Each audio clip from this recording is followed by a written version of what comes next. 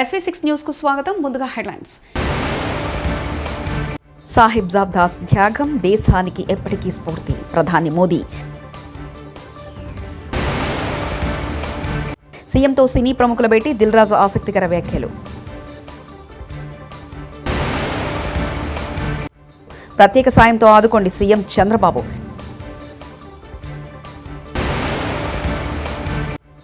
ఏడెకరాల వరకే రైతు బంధు లిమిట్. వీర్ బాల్ దివస్ కార్యక్రమంలో ప్రధాని మోదీ పాల్గొని సాహిబ్జాద్ దాస్ ధైర్యం త్యాగం దేశానికి ఎప్పటికీ స్ఫూర్తిదాయకమని అన్నారు. మొఘల్ అణచివేతకు వ్యతిరేకంగా వారి అంచలంచలమైన విశ్వాసం మరియు ధైర్య సాహసాలకు ఆయన ఎత్తి చెప్పారు. ఈ రోజు అన్నిటికంటే దేశ సంక్షేమం యొక్క అంతిమ ప్రాధాన్యత మనకు గుర్తు చేస్తుందని నొక్కి చెప్పారు. उतना ही जरूरी है और इसलिए उन घटनाओं को बार बार याद किया जाना ये भी जरूरी है. ప్రధాని మోదీతో సమావేశం ఫలప్రదంగా జరిగింది. పోలవరం అమరావతి ప్రాజెక్టులను తిరిగి గాడిలో పెట్టేందుకు చేసిన సాయానికి ధన్యవాదాలు తెలియజేశారు. గత ప్రభుత్వం 94 కేంద్ర ప్రభుత్వాల నిధులు దారి మళ్లించడానికి కూడా ఆయన దృష్టికి తీసుకెళ్లారు. వీటిని మళ్లీ ప్రారంభించడానికి మా ప్రభుత్వం తీసుకున్న చర్యలను వివరించారు. రాష్ట్రం ఎదుర్కొంటున్న ఆర్థిక సవాళ్లు, కేంద్రం సాయం చేయాల్సిన అవసరాన్ని తెలియజేశారు.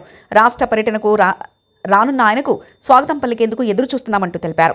కూటమి ప్రభుత్వం రావడంతో ఏపీ పెట్టుబడుల గమ్యస్థానం మారుతుంది.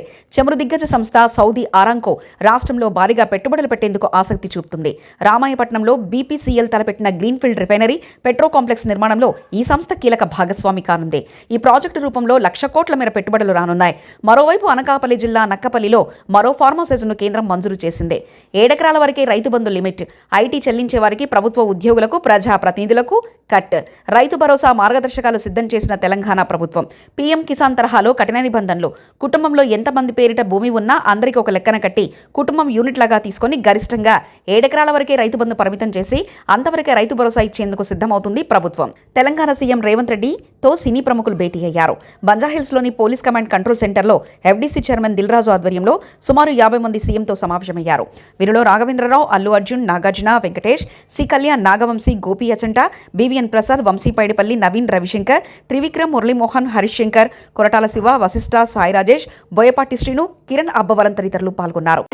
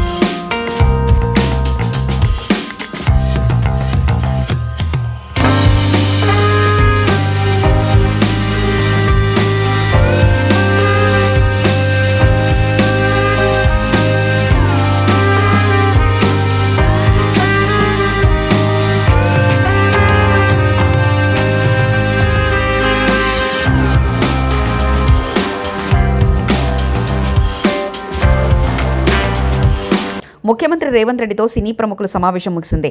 అనంతరం సినీ ప్రముఖులు మీడియాతో మాట్లాడారు. ఎఫ్డీసీ చైర్మన్ దిల్ రాజు మాట్లాడుతూ ప్రభుత్వానికి, ఇండస్ట్రీకి మధ్య ఎఫ్డీసీ చైర్మన్గా తాను ముందుండి నడిపించినట్లు తెలిపారు. జాతీయ స్థాయిలో తెలుగు సినిమాకు గౌరవం ఉందని, తెలుగు సినిమాను ఇండియా లెవెల్లో కాకుండా ప్రపంచ స్థాయిలో పనిచేయాలని ముఖ్యమంత్రి భావించారని తెలిపారు. సీఎం రేవంత్ రెడ్డి విజన్ తెలుగు చిత్ర పరిశ్రమను అంతర్జాతీయ స్థాయిలో తీసుకెళ్లాలని చెప్పారని అన్నారు. హాలీవుడ్ సినిమాలు కూడా హైదరాబాద్లో షూటింగ్ జరిగేలా అన్ని సదుపాయాలు ఏర్పాటు చేస్తామని ముఖ్యమంత్రి హామీ ఇచ్చారన్నారు. డ్రగ్స్ విషయంలో కూడా సినీ పరిశ్రమ ద్వారా అవగాహన కల్పించేందుకు చర్యలు తీసుకోవాలని సీఎం కోరారని, నటీనటులతో డ్రగ్స్ నిర్మూలనపై కూడా అవగాహన కల్పిస్తామని చెప్పారు.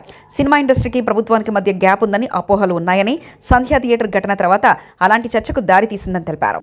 ఈరోజు తెలుగు సినిమాని మీ ఇండియా లెవెల్లోనే కాకుండా దీన్ని ఇంకా ప్రపంచవ్యాప్తంగా డెవలప్ చేయడానికి ఇండస్ట్రీ, గవర్నమెంట్ కలిసి పని చేయాలి అనేది మొదటి అంశం. రెండవది హైదరాబాద్. ఈరోజు మనకు తెలుసు, హైదరాబాద్లో మన తెలుగు సినిమాలే కాకుండా అటు బాలీవుడ్ నుంచి కానీ ఇటు తమిళ సినిమాలు, అటు కన్నడ సినిమాలు, అదర్ లాంగ్వేజ్, కేరళ, ఈ అన్ని షూటింగ్ జరుగుతున్నాయి. సో సీఎం గారి వ్యూ రెండో పాయింట్లో హైదరాబాద్లో ఇండియన్ సినిమాలే కాదు, ఇంటర్నేషనల్ హాలీవుడ్ సినిమాలు కూడా షూటింగ్లు జరగటానికి ఇండస్ట్రీ నుంచి మాకు సలహాలు ఇవ్వండి. ఆ రేంజ్లో హైదరాబాద్ సిటీని ఆ లెవెల్లో పెట్టి వాళ్ళకి కావాల్సిన హాలీవుడ్ వాళ్ళు వచ్చి షూటింగ్ చేసుకోవడానికి కావాల్సినవి కూడా మనం అరేంజ్మెంట్స్ ఏం చేస్తే వాళ్ళు వచ్చి హైదరాబాద్లో షూటింగ్లు చేసి హైదరాబాద్కి ఒక ప్రత్యేకత ఉండాలి సినిమా దానికని రెండో పాయింట్ చెప్పారు. దాని మీద మళ్ళీ మేము ఇండస్ట్రీలో కూర్చొని గవర్నమెంట్కి ఎఫ్డిసి ద్వారా ఏమేం చేస్తే బాగుంటుంది అనేది చెప్పబోతున్నాం. సో ఆ విషయంలో కూడా ఇండస్ట్రీ, గవర్నమెంట్ రెండు హైదరాబాద్ని ఒక ఇంటర్నేషనల్ హబ్గా, సినిమా ఇండస్ట్రీకి ఒక ఇంటర్నేషనల్ హబ్గా క్రియేట్ చేయడానికి అడుగులు వేస్తాం. మూడోది, ఇండస్ట్రీ నుంచి ఇప్పుడు గవర్నమెంట్ ఏదైతే సొసైటీలో జరుగుతున్న ఈ డ్రగ్స్ కావచ్చు, గవర్నమెంట్కు సంబంధించిన కొన్ని ఏవైతే డెవలప్మెంట్స్ ఉన్నాయో, యూత్కి ఉపయోగపడేగా, సొసైటీకి ఉపయోగపడే ఏవైతే ఉన్నాయో అవన్నిట్లలో ఇండస్ట్రీ నుంచి పార్టిసిపేషన్ కావాలని చెప్పారు. తప్పకుండా ఓల్ ఇండస్ట్రీ యాక్సెప్ట్ చేశాం. ఎందుకంటే గవర్నమెంట్ చేస్తున్న మంచి పనులకి, అలాగే ఈ డ్రగ్స్ విషయంలో కానీ ఈ విషయంలో ఇండస్ట్రీ నుంచి మా హీరోలు, డైరెక్టర్లు ఎవరైతే ప్రత్యేకంగా వాళ్ళ ద్వారా చెప్తే సొసైటీకి రీచ్ అవుతుందో ఆ కార్యక్రమం కూడా తీసుకురాబోతున్నాం. సీఎం గారు మెయిన్గా మాకు ఇండస్ట్రీ అండ్ గవర్నమెంట్ కలిసి పనిచేసేలాగా ఒక పాజిటివ్ నోట్, అంటే ఈ మధ్య మనం చూస్తున్నాం కొన్ని అన్ఎక్స్పెక్టెడ్ జరిగిన ఇన్సిడెంట్ల వల్ల ఇండస్ట్రీకి, గవర్నమెంట్కి చాలా గ్యాప్ ఉంది అనేదే ఒక అపోహ క్రియేట్ అవుతుంది. సో ఎఫ్డిసి చైర్మన్గా నేను ఛార్జ్ తీసుకొని 1 వీక్ అయింది. నేను యూఎస్ వెళ్ళి వచ్చిన తర్వాత ఇమీడియట్లీ సీఎం గారిని కలవడం, ఇమీడియట్లీ సీఎం గారు కూడా ఇండస్ట్రీతో మీటింగ్కి మాకు ఈరోజు అపాయింట్మెంట్ ఇవ్వడం. సో ఈ మీటింగ్కి మెయిన్గా హైలైట్ పాయింట్. సో సీఎం గారు మా అందరికీ ఇండస్ట్రీ నుంచి ఏమేమి కావాలి, ఇండస్ట్రీకి కూడా అన్ని ఛాంబర్ ద్వారా, Telangana chamber and Telugu film chamber ద్వారా వారికి విన్నవించడం జరిగింది. ఇక్కడ ఉన్న చిన్న చిన్నవి మాకుండే సమస్యలు ఉంటాయి, షూటింగ్లనో ఈవెంట్స్ అనో ఇలాంటి అవిటికి మాకు, అలాగే డీజీపీ గారిని కూడా కూర్చోబెట్టుకొని సినిమా ఇండస్ట్రీకి కావాల్సిన అన్ని, పోలీస్ సైడ్ నుంచి ఎప్పుడు ఏది కావాలన్నా ఎలాంటి సపోర్ట్ చేయాలి ఏంటి అనేది కూడా చెప్పడం జరిగింది.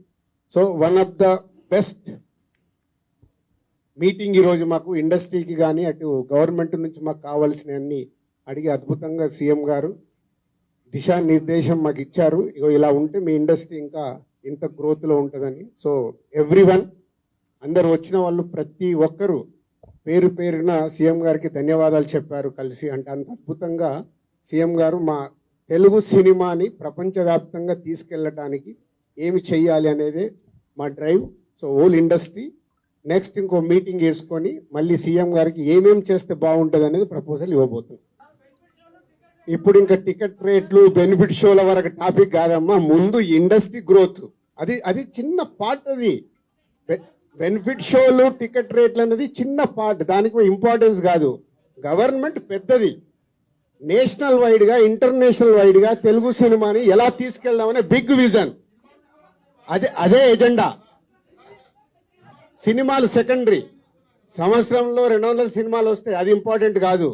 తెలుగు సినిమాని ప్రపంచవ్యాప్తంగా హై లెవెల్లో పెట్టడానికి ఏం చెయ్యాలి, హైదరాబాద్ని ఇంటర్నేషనల్ హబ్గా ఎలా చెయ్యాలి, ఇవి చాలా పెద్దవి. చిన్న చిన్న విషయాలు మనం మాట్లాడుకోవాల్సిన అవసరం లేదు, అవన్నీ టైం చెప్తాయి. కమిటీ వాళ్ళు మినిస్టర్స్ని కూడా కమిటీలో మెంబర్స్గా ఇస్తామన్నారు. సో అది తీసుకొని ఇండస్ట్రీ నుంచి కూడా కొంతమందిని తీసుకొని ఎఫ్డిసి మధ్యలో ఉంటూ ఒక కమిటీ ఆర్గనైజ్ చేసుకొని ఇవన్నీ, అంటే పెద్దవి మాకు బిగ్ ఛాలెంజ్ ఇచ్చారు సీఎం గారు, దానికి రీచ్ అవ్వాలి. సంక్రాంతి సినిమాలు టిక్కెట్లు ఆపండి, అది ఇంపార్టెంట్ కాదు, అవి ఇంపార్టెంట్ కాదు, పెద్దదానికి. వైసీపీ అధినేత వైఎస్ జగన్ 4 రోజుల పర్యటనలో భాగంగా పులివెందులలో పర్యటిస్తున్నారు. ఈ సందర్భంగా నేడు పులివెందులలో క్యాంపు కార్యాలయంలో ప్రజా దర్బార్ ఏర్పాటు చేశారు. ఈ కార్యక్రమంలో వైఎస్ జగన్, ఎంపీ అవినాష్ రెడ్డి పాల్గొన్నారు. కాసేపటి క్రిందమే ప్రజా దర్బార్ కార్యక్రమం ప్రారంభమవగా ఈ కార్యక్రమానికి రాయలసీమ జిల్లాల నుంచి వైఎస్ఆర్ కాంగ్రెస్ పార్టీ నాయకులు, కార్యకర్తలు, ప్రజలు తరలివస్తున్నారు.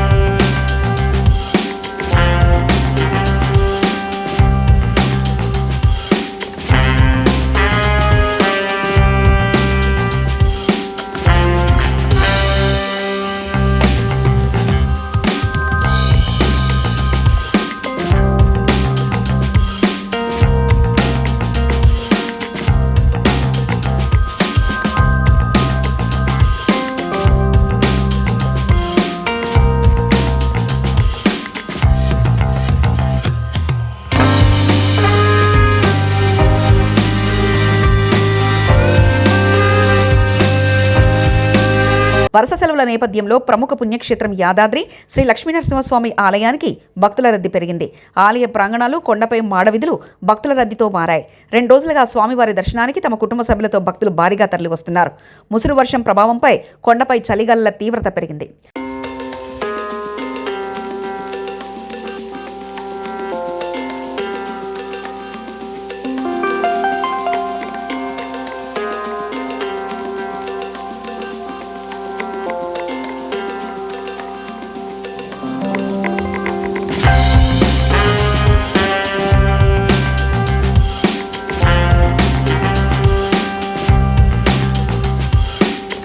లైంగిక వేధింపుల కేసులో ఛార్జిషీట్పై స్పందించిన జానీ మాస్టర్, నేను నిందితుని మాత్రమే, నేనే తప్పు చేయలేదు. నా మనసుకు తెలిసి ఏం జరిగిందో ఆ దేవుడికి తెలుసు.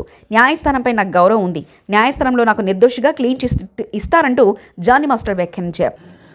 ఆ న్యాయం ఉంది కాబట్టి ఈరోజు నేను నలుగురితో పని చేసుకుంటున్నాను. బయటకు వచ్చి నలుగురితో హ్యాపీగా ఉన్నాను. నా ఫ్యామిలీతో చాలా హ్యాపీగా ఉన్నాను. నా మనసుకు తెలుసు ఏం జరిగిందని, ఆ దేవుడికి తెలుసు, నా అంతరాత్మకు తెలుసు. ఇవన్నీ కూడా రేపు న్యాయస్థానంలో కోర్టు నిర్ణయిస్తుంది, న్యాయస్థానం నిర్ణయిస్తుంది. న్యాయస్థానంలో నేను చాలా క్లీన్ చిట్తో వస్తాను.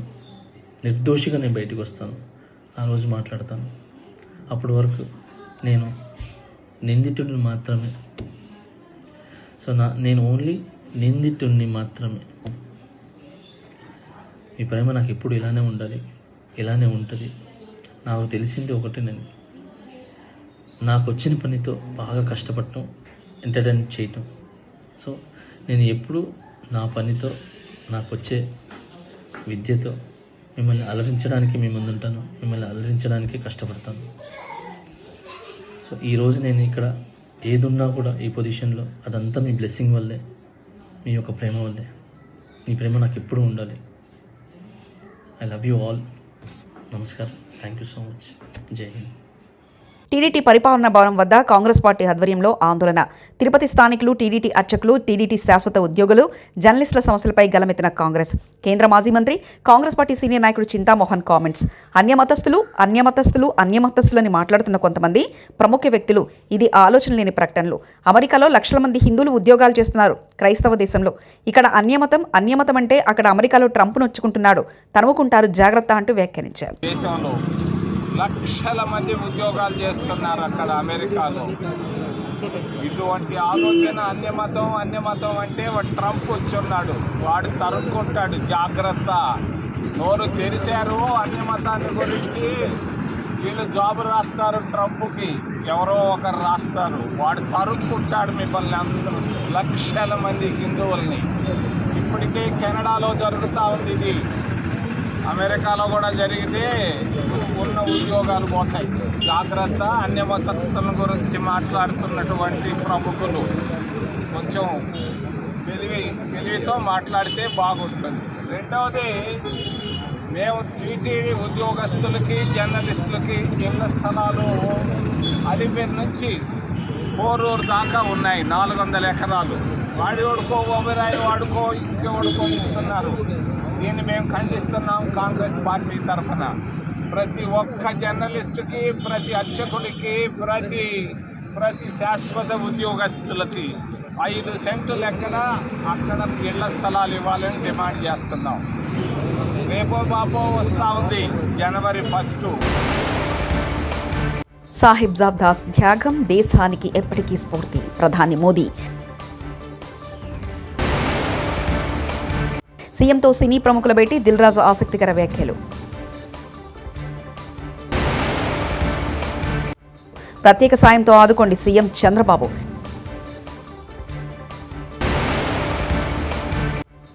7 ఎకరాల వరకే రైతు బంధు లిమిట్.